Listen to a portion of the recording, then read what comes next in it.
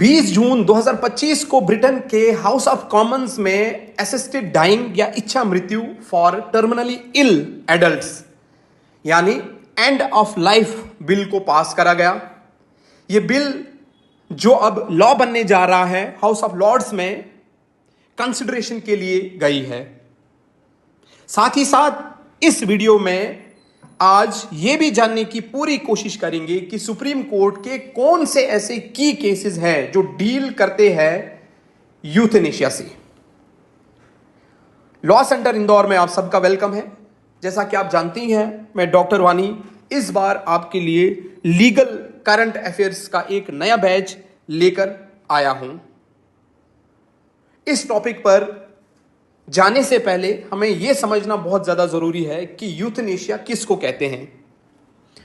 Euthanasia या इच्छा मृत्यु कोई भी पर्सन या पेशेंट जो इनक्यूरेबल लाइफ थ्रेटनिंग डिजीजेस से जूझ रहा हो तो उसकी मृत्यु जल्दी कारित कराना या करना यूथनेशिया कहलाता है। अब अगर इसके उदाहरण की बात करें, कोई भी व्यक्ति या पर्सन या पेशेंट जो कोमा में चला गया हो, या रेप विक्टिम्स जो फिजिकली मेंटली डिसेबल हो गए हैं, या एक्सीडेंट किसी के साथ भी हुआ हो, या इन जनरल कोई भी ऐसा पर्सन जो अनबियरेबल पेन फेस कर रहा हो। यूथनेशिया के दो प्रकार हैं, दो टाइप हैं। एक एक्टिव यूथनेशिया और दूसरा पैसिव यूथनेशिया। जहां तक एक्टिव यूथनेशिया की बात करें, इसमें डॉक्टर जो है पेशेंट को पॉइजनस सब्सटेंस देते हैं, और पैसिव यूथनेशिया में जो है पेशेंट का जो लाइफ सपोर्ट होता है यानी कि वेंटिलेटर जो है उसको हटाया जाता है।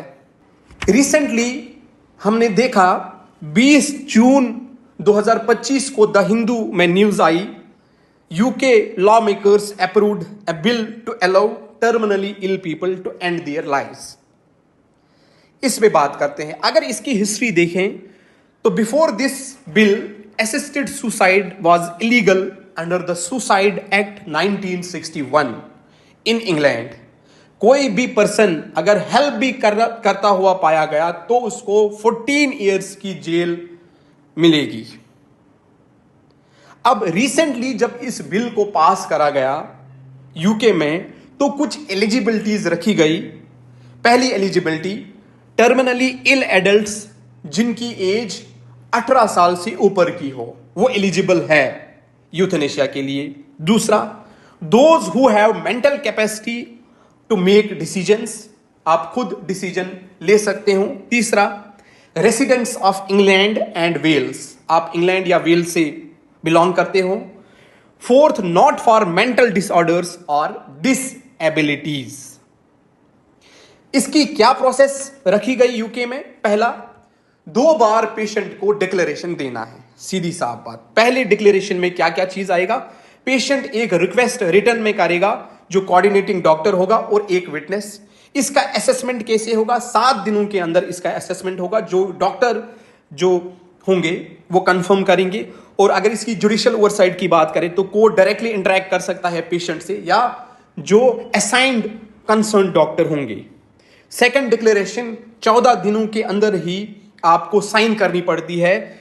किसके सामने? डॉक्टर या दूसरा जो विटनेस है उसके सामने। और फाइनली एक स्टेप लिया जाता है 14 दिनों की सेकंड डिक्लेरेशन के बाद। उसमें डॉक्टर जो है पेशेंट को एक पॉइजनस सब्सटेंस देता है और पेशेंट जो है वो खुद इस सब्सटेंस को लेता है, इस पॉइजनस सब्सटेंस को लेता है। अब इस स्लाइड में हम ये समझने की कोशिश करेंगे कि कौन कौन से ऐसे देश हैं। यहां पे कंट्रीज की स्पेलिंग गलत हो गई है, COUN आएगा।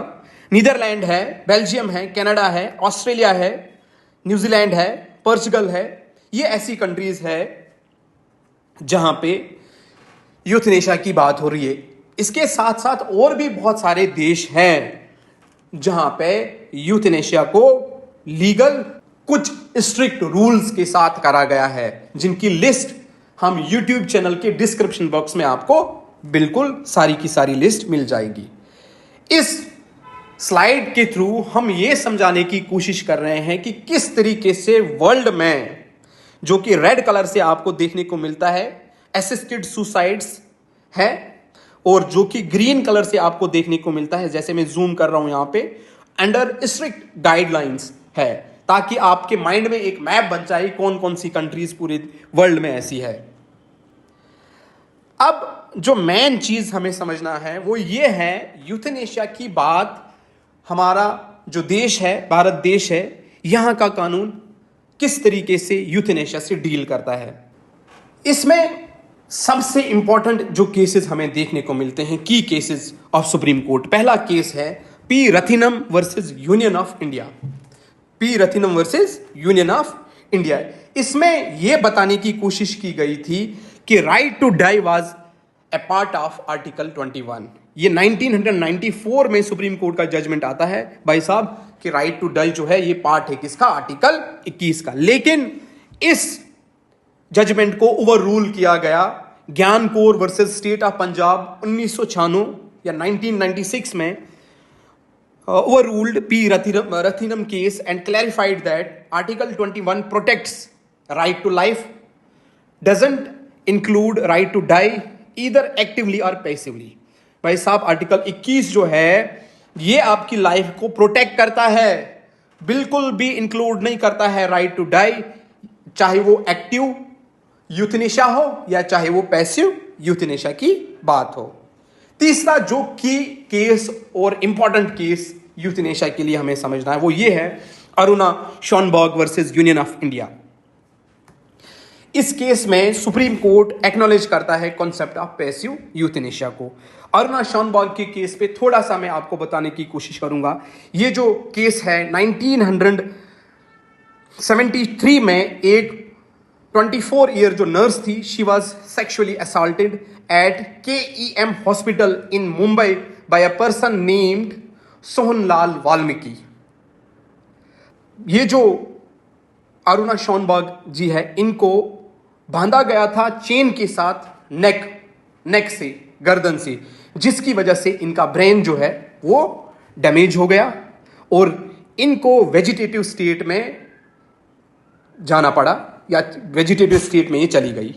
शी लिव्ड दिस लाइफ, इन्होंने ये लाइफ जो है कॉमा वाली लाइफ जो है 42 ईयर्स तक जी, 42 जो साल है वो इसी स्टेट में जी।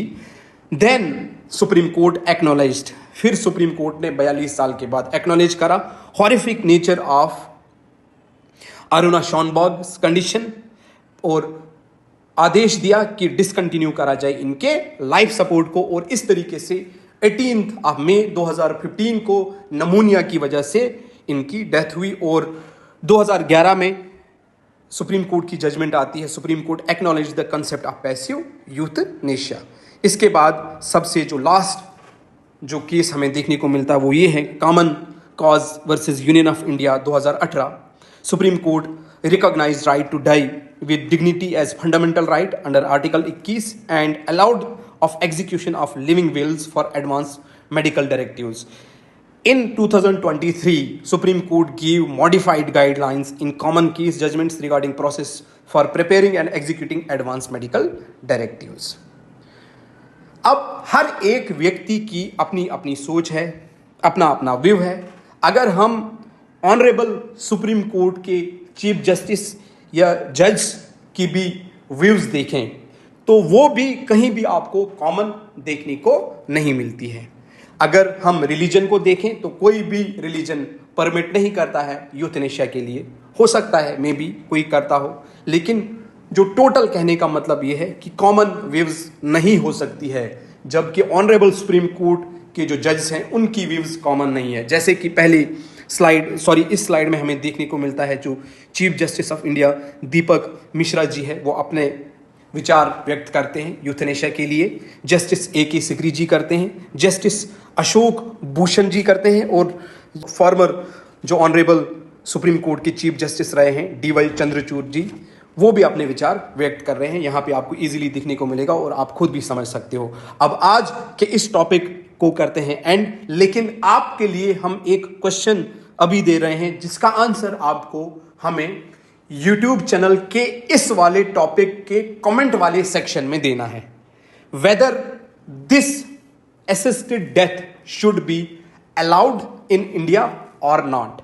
क्या इस असिस्टेड डेथ को भारत में अलाउ करना चाहिए या नहीं करना चाहिए? आप अपने आंसर कल तक कमेंट बॉक्स में सबमिट कर सकते हैं।